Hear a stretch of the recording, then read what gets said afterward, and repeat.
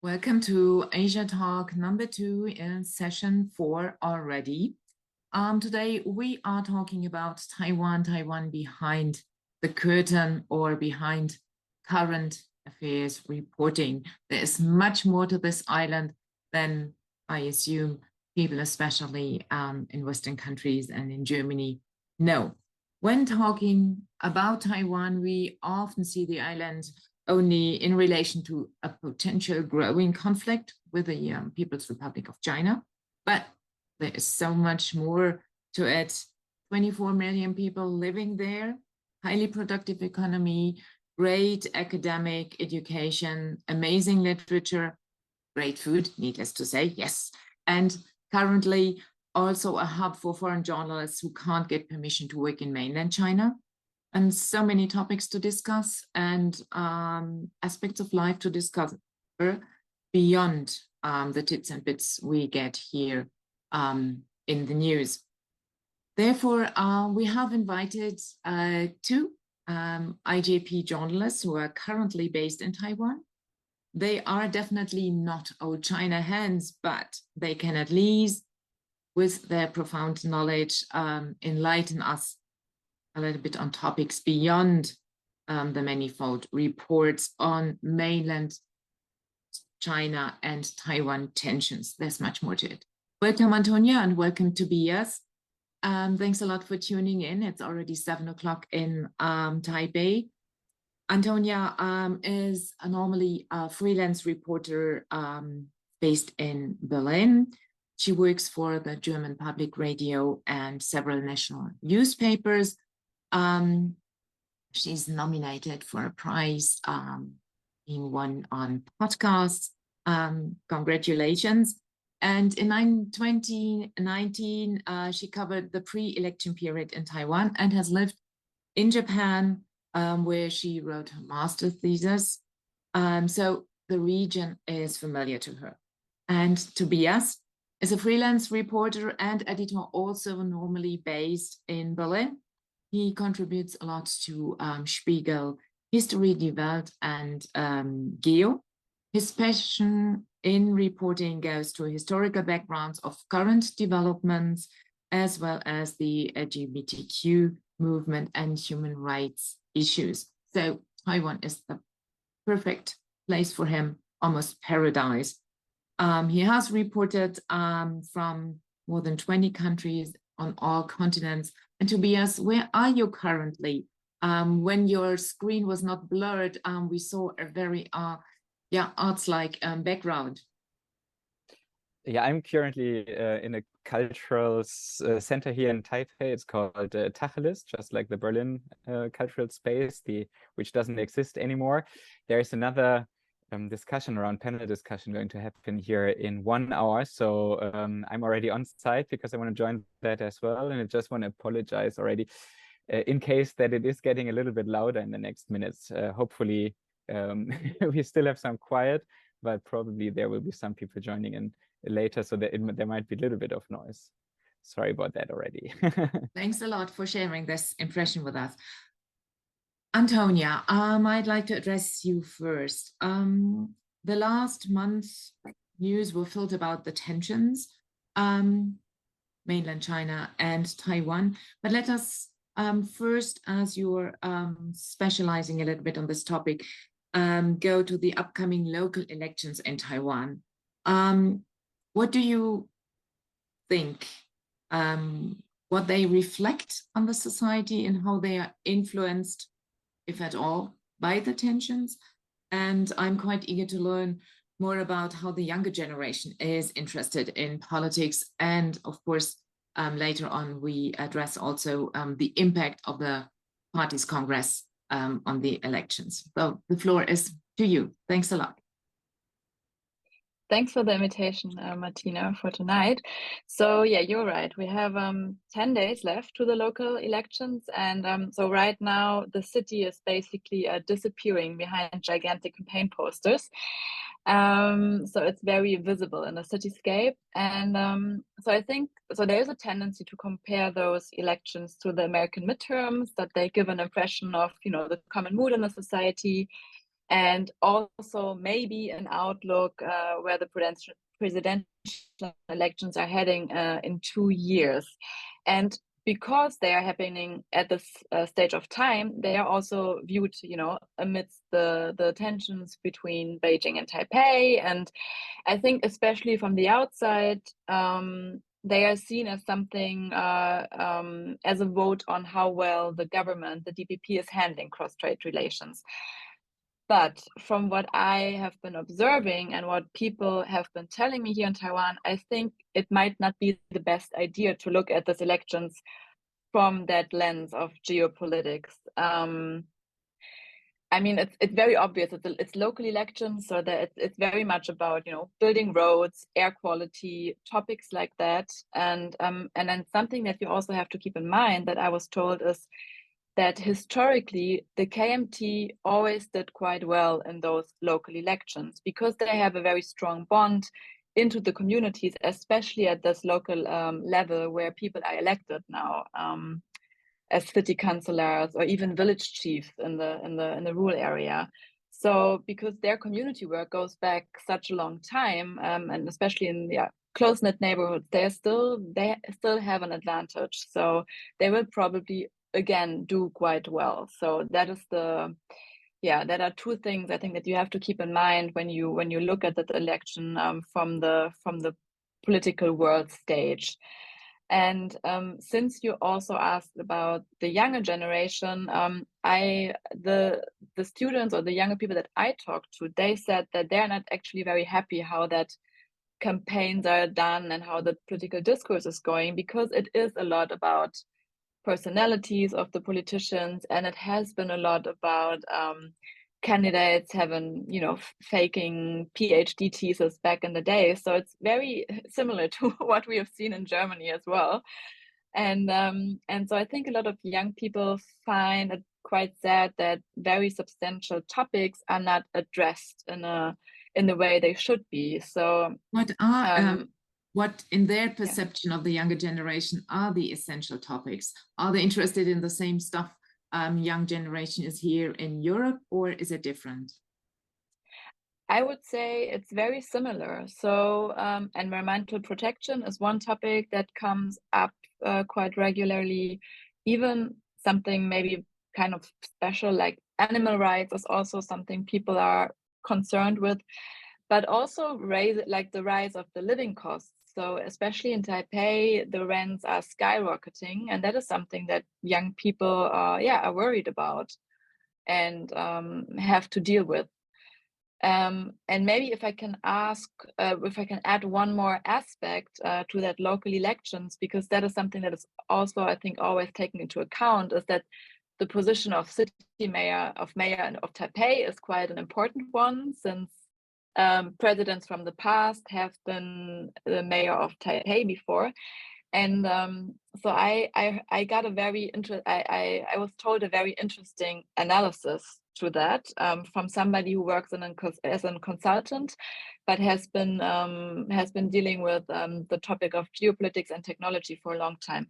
And he said that maybe that position of the Taipei mayor is not that important, not that prominent anymore, because of a subtle change that is happening in Taiwanese society, and that is very much shaped by the tremendous power of the semiconductor industry. So when the semiconductor industry, is opening, their businesses are more in Hsinchu and Kaohsiung and so on. Those places, they not only get richer, they not only get more economical power, but they might also be more important in terms of political offices.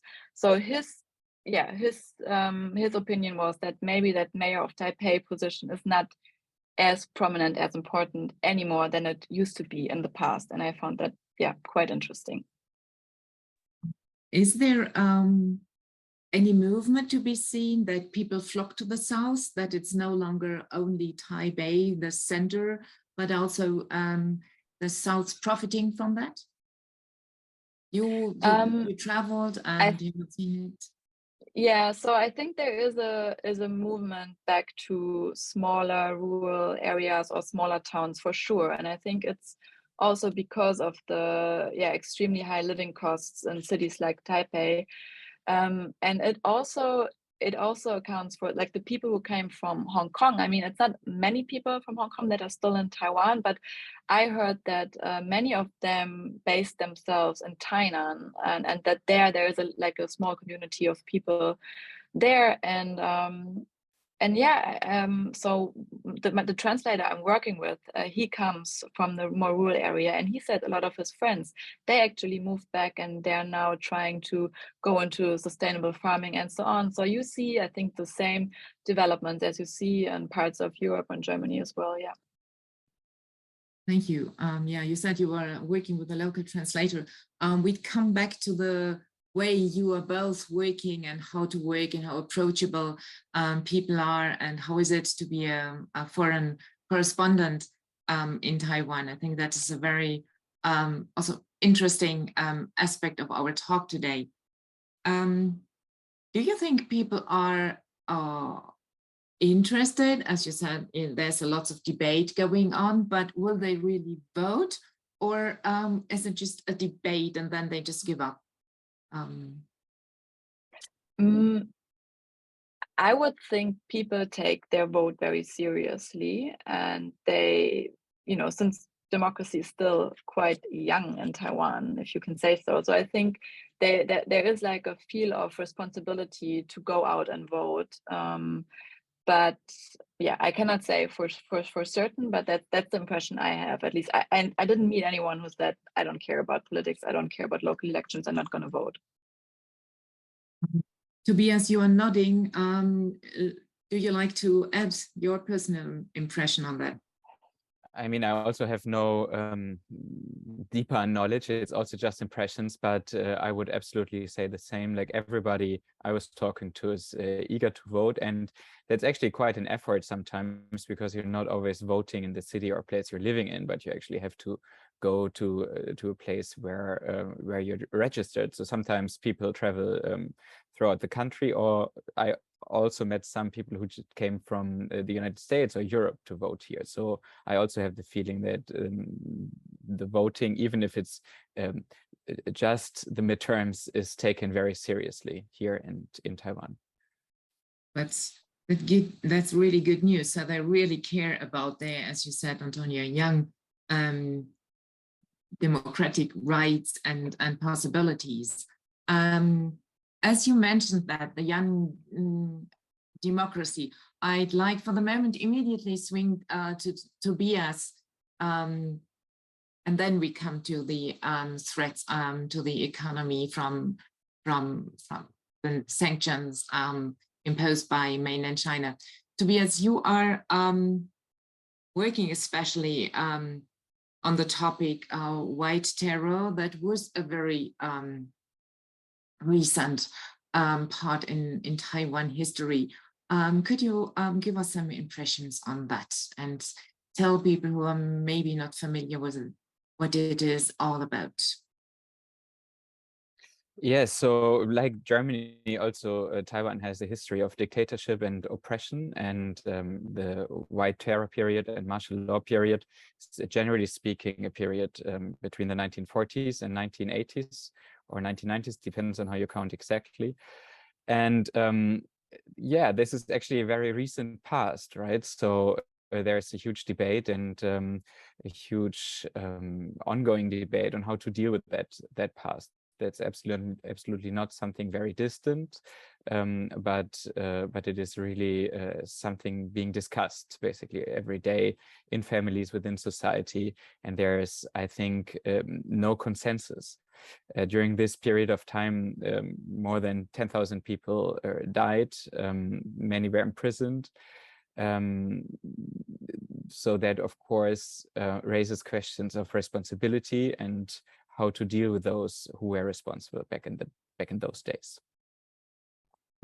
What is the evaluation of this period and let's say the consciousness within society? Because it's one part of being conscious, but then is it really well evaluated, or they really respect it, or is it more like a part of history? Oh, we'd better don't touch it.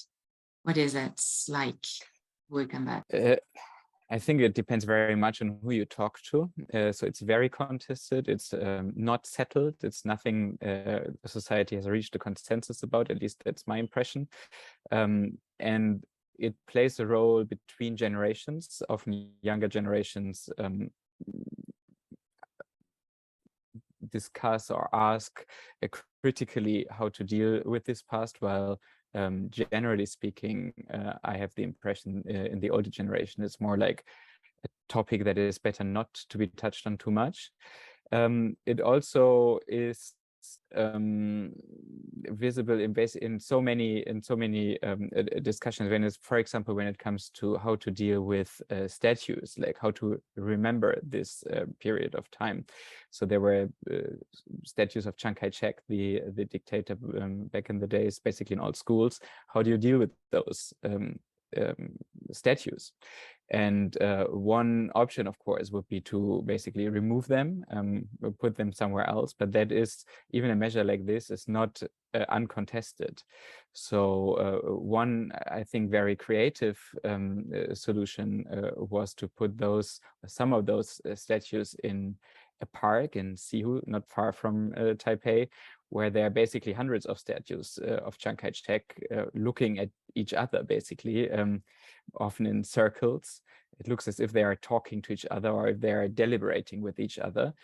And while this at first may seem like a measure that is that can be taken as a sign of criticism towards Chiang Kai-shek and this past, they are there also presented in a way that's actually quite favorable to him. So they are not they are not put in a context of crimes, murder, human rights abuses, but they are presented in a very nice way, in which he seems to be like someone who is, well, just having discussions with himself. And if you talk to people there who are visiting the park, then it's also interesting, I think, to see that at least all of them I talked to were all very pro Chiang Kai-shek. So they were like highlighting what they think he did good for the country. For example, helping the economy to develop, taking a hard stance against China. So people found reasons that they like, or causes they liked about Chiang Kai-shek there, and so in some, what seems maybe first as a way of criticizing Chiang Kai-shek and his regime, on closer look seems to be less clear. And when you approach this topic of white terror, how do you proceed, and how do you find sources, and why do you have to do research? Are the archives already open? Or it has been going on for 5 to 7 years, and I remember the first report on that was in the New York Times, I guess 5 to 6 years ago, and then it was like a retreat, and I was open again and discussed again. How open is it? Do people feel okay with it, and how do you approach the research? Yeah, people who are affected by espionage, for example, they can go to the archives and ask for access to these files. However, they are not like completely open, so there are parts of these files are blacked out. So not everything is open for everybody, and not even for victims of this period. It's also interesting to hear, I think, when you talk to people who have the right to do so, they often took a lot of time if they ever wanted to actually see those files. Like one victim told me that it's actually very painful to go through these periods again, see how she was spied on, and she didn't actually want to deal with the past so intensively again. So even if it's possible to access those files, not everybody wants to. And I think that's something we know from our past in Germany as well. Not everybody likes to have a look into their files, for example, when it comes to the Stasi in Eastern Germany. But sorry, your question was actually something else, right? It was how I go ahead. Yeah, how you go ahead, and how is it perceived that you as a foreign journalist want to dig into this topic? Because that could also create maybe awkward situation, or are people happy about it? Yeah, I thought so as well, but actually people so far have been quite open talking about it, which was a little bit of a surprise to me as well. So I'm here since 3 weeks only, so just a short time. So I can only take you on the road I am going to. I cannot present any like final results. But so far it was astonishing to me how open people were and how eager they were also to talk about that from different perspectives. So if I approached people or institutions, they were so far yeah, more than willing to help. And of course, that's not everybody. Of course, that's not everybody in society. It's always a question who can you actually approach. So probably I have a little statistical bias in this number, because of course those who are absolutely not willing to talk to probably are more difficult to get in touch with than those who actually want to talk. And if you approach the archives, you put in your request, and you are well, you're only there for 3 weeks by now, and you have the so I did not go to the archives. I'm talking to organizations, I'm talking to actual victims, and I also try to talk to people who have a different view on the period of the 40s to the 80s, so to get like a more complete picture. But as said, I'm just here for 3 weeks so far, so that is really an ongoing process. But still you have a few weeks to go. Yeah, so this was a short look back into recent history. We go back to Antonia and current political development. Yeah, Nancy Pelosi's visit caused lots of upheaval and even different perceptions in the West and in the surrounding Asian countries. What was first the perception and then the sanctions put from mainland China onto Taiwan and Taiwanese economy? You have traveled and worked on that issue quite intensively, Antonia. So the perception, I would say in general, was positive. I also looked at the numbers, because I'm always worried that, you talk to certain people and then you have this biases by who you choose. And so apparently there was a big poll after the visit of Pelosi, and after the maneuvers were already taking place. So, and I think it was still 53% of the people that were asked who were in favor of the visit, and 20-something% who said it was not a good idea, and the rest didn't really have a strong opinion on it.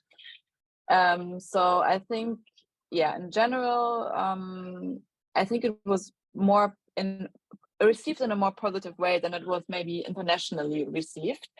And what is interesting, though, is that the international coverage was, of course, a lot about the maneuvers that are taking place, and the sanctions that China imposed on Taiwan after the Pelosi visit were more a side note.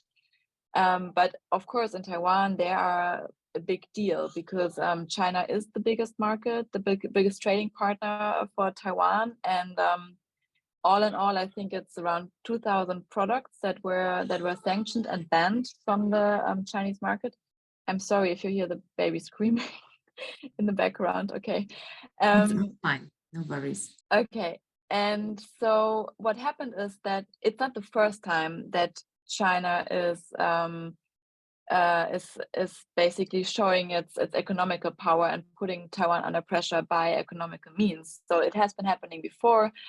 One very I think well-known example are the pineapples that were banned for a while. And now it's much more products, and it's actually products that are affecting fishermen and farmers directly, because you have certain kind of fish that is sanctioned. You have a certain kind of fruits and vegetables, and so what is happening now is that those producers, they really have to look for, you know, different markets from one day to another, and that is very difficult for different reasons. So one problem is that, for example, sugar apples, who are sanctioned, they are just very popular in China and they're very sweet. So not many countries consume sugar apples. So, and they're also very like sensible. You cannot really ship them far. So that is a problem with those kind of fruits. But then you also have fish that is usually shipped to China as live fish. So it's very hard for those farmers to go into markets far away, because then you would have to process the fish first or make them into frozen goods, which means that you have to invest a lot of money and basically change your entire business. And another problem that they are facing is that the import quality standards in China are lower than, for example, in Japan. So you cannot just, you know, change market, because first you have to get your product to a certain standard to be able to do that. And so what the government is now trying to do is they try to subsidize and give money to the businesses so that they are able to diversify their product, that they are able to reach into other markets, and also, of course, have the local consumption going. So basically that, for example, grouper that was sanctioned already in June, that is now, yeah, like a patriotic act to eat grouper in Taiwan. And what I found very interesting is that I talked to some younger generation fishermen or fisherwomen in near Tainan, and they were very aware of the risk it poses when your produce is going to the Chinese market for 90% Chinese market. So they already started a few years ago to lower that reliance on the Chinese market, because they were very aware that this will, how you in German you say, it will fall on your feet at some point, and that is what happened now. So there is also, I think, some self-criticism that Taiwan, or like that some industries felt very comfortable in that position, because it was also good money. It's a big market, and they didn't try maybe hard enough to cater to other markets. So that is also voices that I heard when I was down south near Tainan and Kaohsiung, because that is the area where the grouper fishermen are, but also other farmers are. I think pomelo farmers are also affected heavily by the sanctions. Well, thank you. That was a very insight I have hardly heard about and read in at least European papers. Thanks a lot for that insight, Antonia. We just briefly touched on the People's Party Congress in Beijing, and you have already been in Taiwan at that time. So what was your perception at that time? Was it followed, or was it like, oh gosh, we are so often confronted with threats from mainland, and yeah, we really don't care? What was the notion over there? So it was actually very interesting, because the magazine I'm working for at the moment, they also asked me, like, isn't there a possibility that you go somewhere where people are watching the opening of the party congress and they are watching Xi's speech and so on. So I tried to get that scene, or to get that moment, but nobody really cared that much. So it wasn't like, you know, people are in front of the TV or in their phone and watching the speech. So of course, I think Taiwanese, they pay attention to when Taiwan is mentioned, and when Xi was referring to Taiwan. But in that speech, I think it didn't really receive a lot of notice, because it did not really elevate the rhetoric to a new escalatory ladder. So it was pretty much, people would be like, yeah, that's what we used to. So we've heard that before. So that was the beginning of the Party Congress. But my impression was that with the closing of the Party Congress and with the new standing committee and with the Hu Jintao incident, I feel like it shifted a little bit, and I felt like people paid much attention to that. And I don't want to go as far as to say, and then they worried, but I think they were more, yeah, they were a little bit more concerned, I think, than before. And I think it's mostly because they have been seeing the new standing committee and the people who are in there, and they knew that this is not a good outlook on the future. So yeah, that's the impression I got. I think even people who might not follow politics so closely noticed that and paid attention to that. Yeah, it's surprising. Thanks a lot, because I remember when I was there, it was just like, yeah, another one, another threat, and it's coming out again. We care on current affairs and our daily lives, and yeah, that's more important. You have been to Japan for some time, and the question goes to Tobias as well. Do you have any kind of feeling? And I know it's personal, it's subjective, it cannot be objective, of course not. But do you think there is a relationship of a profound relationship, Taiwan to like South Korea, Japan, Australia? Or is it more like the others are interested in Taiwan because some good products, of course, semiconductors, and then it's a military, strategic, geopolitically influenced spot? How is the relation to others, to other neighboring countries? As between Taiwan and the neighboring countries? Mm-hmm.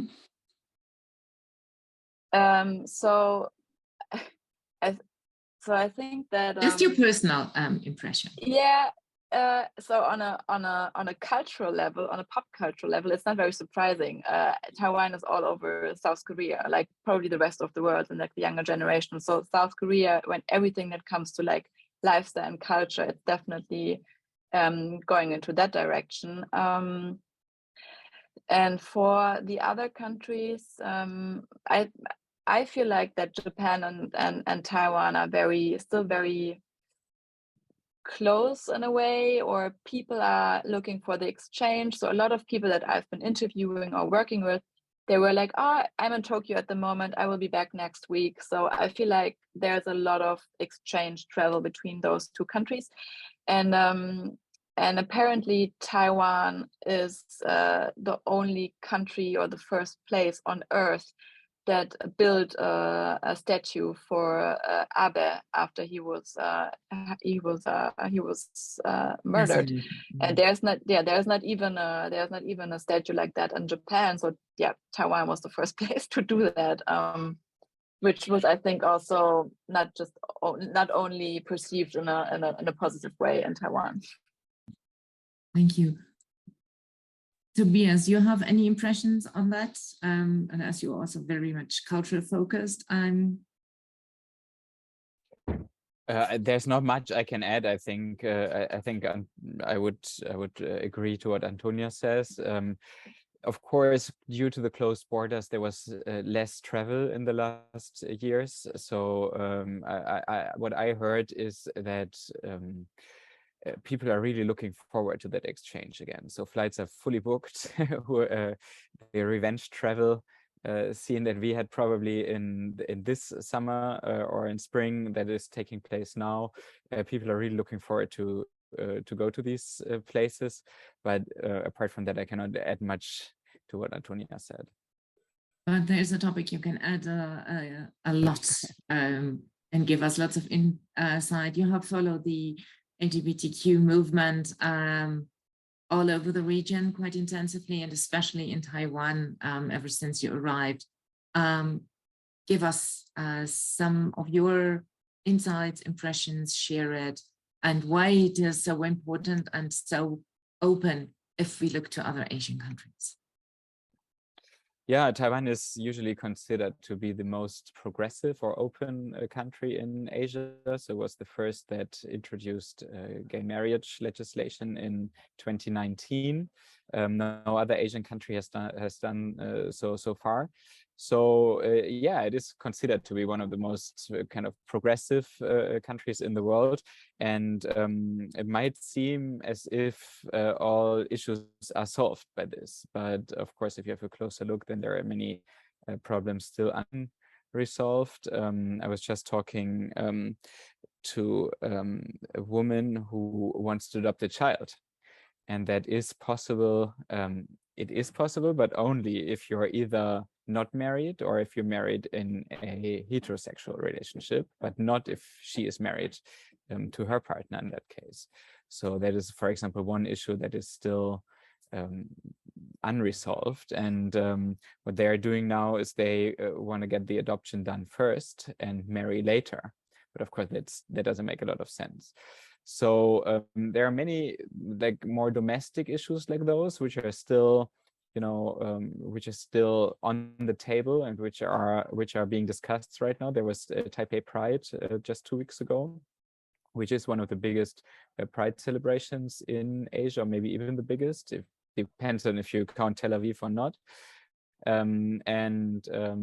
Yeah, last year it was just an online demonstration. So this year, even despite a pouring rain all day, more than 100,000 went on the streets. So you can see that there is really still a lot of interest and pressure in this topic. And especially if one considers that the first Pride was just done and organized 20 years ago with 500 participants. So these numbers are really astonishing, and they also show how Taiwan has developed in this period of time, I think. Is it a local event or lots of spillover, people coming from Thailand, South Korea, Vietnam? What do you think? Taiwan has closed its borders for 2 years, so there is hardly any foreign visitor right now. But it has been, and I think it will be again in the region at least, a major event where people also look to, because Taiwan has this legislation which goes beyond what people experience in other countries. So Taiwanese wouldn't say they're a model, because each country, of course, has its own traditions, its own legislations, and its own certain issues. But certainly there's a lot of interconnections between especially Asian NGOs in this field from other Asian countries and NGOs here in Taiwan. And they definitely work together a lot, also by discussing how these changes in legislations were achieved. While at the same time, it's also important, I think, to remember that just 1 year before marriage was open also for LGBT people in Taiwan, there was a referendum which voted no. But the same question was put to a referendum, and that was declined by the population. So it was just a Supreme Court sentence which actually brought that change. If you look to service today, then and polls today, then that has changed. So there is no majority which is in favor of gay marriage, but it also, I think, brings to mind that even though there was this decision, the society itself was not at all completely in favor of this. Thank you. Antonia, would you like to add anything, or should we jump to the next topic?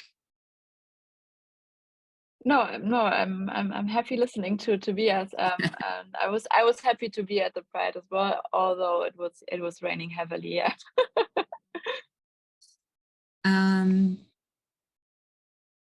Antonia, you have traveled quite a bit all over Taiwan so far, and you visited also indigenous people's location. Is there a sincere awareness? And as the society, to my opinion, is still a bit, my experience, a split Taiwan people and then those indigenous people, and then those who moved in within the relatively recent decades with the Kuomintang. So how is that topic dealt with in Taiwan? So I'm certainly not an expert on that topic because I've only been to that one place in the south. But what I can say is that I think the recent government, they're trying a lot in order to create a Taiwanese identity that is very diverse and that also includes all those different people that have been living in Taiwan for very different periods of times and going back hundreds of years in history. So, and I mean, you have very famous singers, artists, and so on who come from indigenous families, indigenous villages. So I wouldn't say that there's a general divide in the society, but I was very surprised and actually shocked when I went to that village in the south of Taiwan, where I met a man. He was in his 40s, and he just recently learned about his the history of his family, basically. So just a few years ago, he was able for the first time to visit the village where his grandparents lived until the Japanese forced them to come basically down into the valley because it was easier for them to control them when they were like not up in the mountains. So, and that is something that just happened very, very recently. And so now there is an awareness also to teach the children in school about their history, about their identity, and it's very nourished, but it's just the first generation who was experiencing that. Like, so I asked him like what he hopes, what his daughter will grow up with and experience, and he said something that he hopes that she can be self-confident and proud, because that is something that he never had. He was never self-confident growing up with a identity that was not like the majority in Taiwan, and also that he was completely cut off from. So I think there is still a big gap between what is officially pronounced and what is officially said, and how Taiwan is trying to present itself to the outside world. And then if you really go places and look at these villages, I think there's still a long way to go. Thank you. An unknown topic as well. That's our today's talk about. Tobias? What I think is interesting on all these topics almost all these topics that we discussed actually, is how far this identity issue always plays a role, right, in developing a Taiwanese distinct identity. And that I'm definitely not an expert as Antonia on this field. I have not yet been to the south. I'm planning to go in December, but yeah, it's also, when you, for example, look into the LGBT field, it's also something where Taiwan can build a different identity, more progressive identity than other countries. And I think that often plays a role when it comes to identity building as a whole in this country. Thank you. So the identity question is still an important one in both, I'd say, in both all the generations that are still living on Taiwan. Great, thanks a lot for that. We haven't touched the media landscape, and it's difficult as a foreigner. Of course, lots of media is in Chinese as well, and there's foreign papers and radio station, radio broadcast. there was a long time a saying, if you don't make it, you become a journalist. How is, in your both personal perception, perceived being a journalist, and how is the work life as a journalist and as a foreign journalist in Taiwan? Question goes first to Tobias. Yeah, I don't know if I'm really the right person to answer this question. Basically, I would say I don't know really, because I just arrived so recently and because I was busy on these topics that I wanted to deal with. So I can't really answer that, I would say. How is it to connect with other colleagues from foreign countries, as at the moment there's quite a significant number being based in Taiwan? Is that easy?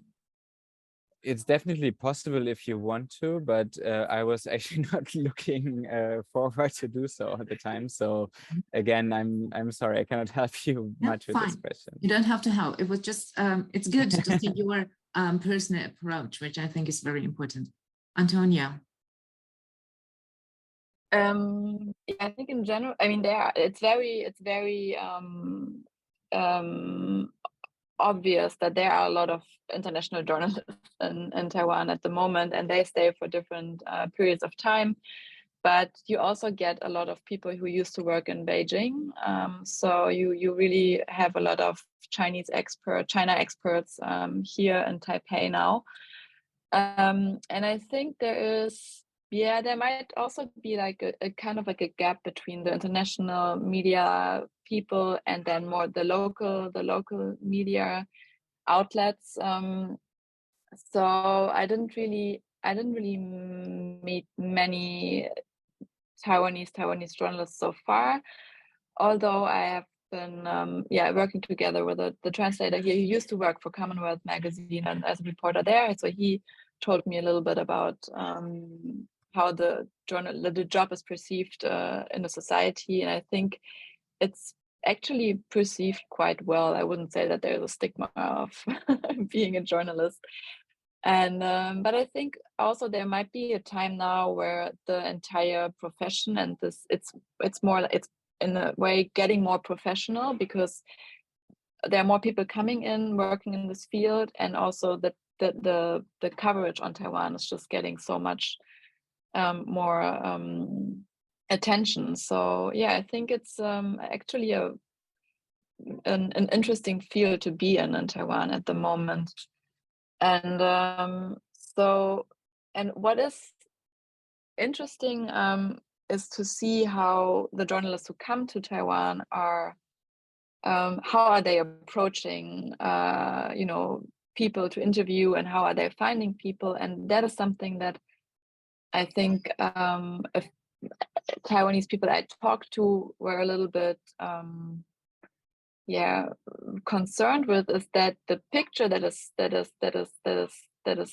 painted is always a little bit more polarized than Taiwan might be actually. So, and I think the reason for that is that a lot of journalists, they go the direct and the easy way, and that will be first people who speak English and people are loud on social media. So those people are getting interviewed, and then the friend of those people are getting interviewed as well. And I think this doesn't really create an accurate portrait of the country. And I think that a journalist friend of mine who was Taiwanese, she was a little bit upset about it and disappointed, because she said that she always sees this American or English-speaking experts on Taiwan. They might be living in Taipei, or they might be living in Taiwan, but they are not. They haven't been living in Taiwan for a long time. They don't have like a family or family life here. So I'm not sure if they are the right people in order to talk on certain topics, but they get approached a lot. And I think it's due to language barrier and also due to social media. Well, thank you so much. What will be on display tonight in the Tacheles Cultural Center, as you both are heading for it in a few minutes' time? Tobias. Yeah, there will be an interesting discussion about women's rights here in Taiwan, which I'm really looking forward to listen to. Is it only a discussion, or is also arts displayed, photos, whatever? I don't know yet. It looks as if it's predominantly going to be really a discussion, panel discussion. Right. So we will release both of you, so you make it for the 8 o'clock opening of tonight's on women's was it women's rights? What a great topic. I hope we are going for a follow-up with both of you. It was really great having you with us. Thanks a lot for your insights, and at least I learned much more about topics I haven't read about here in German papers or in European social media and papers. Thanks a lot. Both of you still have a good time. Glad to learn that you're both still learning Chinese, which I really appreciate. And yeah, looking forward to your reports and to articles or podcasts we might see and listen to here back home. Thanks a lot. Have a great evening. Thank you. Thank you. Thanks for having us. Next Asia Talk will be on December 7th, and will we go for a recap on the G20 meeting that was just closed. Thanks a lot, and hope to see as many of you as possible next time again. Thank you.